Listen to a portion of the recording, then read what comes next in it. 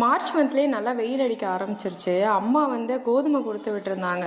நான் வந்து கழுவி காய வைக்கலான்னு சொல்லிட்டு எடுத்துகிட்டு இருந்தேன். ரேஷனில் வாங்கின கோதுமை போக கூட கொஞ்சம் கோதுமை கடையில் வாங்கி ரெண்டுமே மிக்ஸ் பண்ணி கழுவி காய வச்சுப்பேன். கழுவும் போது தான் பார்த்தேன், ஏகப்பட்ட தூசி. நல்லா ஒரு 4-5 தண்ணி விட்டு நல்லா கழுவணும். அரிக்கரிக்க இந்த மாதிரி வந்துக்கிட்டே இருந்துச்சு. கோதுமை நல்லா கழுவிட்டு டைரெக்டாக தரையில் காய போடாமல் ஒரு கிளாத் விரித்து அதுக்கு மேலே போட்டுப்பேன். ஸோ எடுக்க ஈஸியாக இருக்கும்.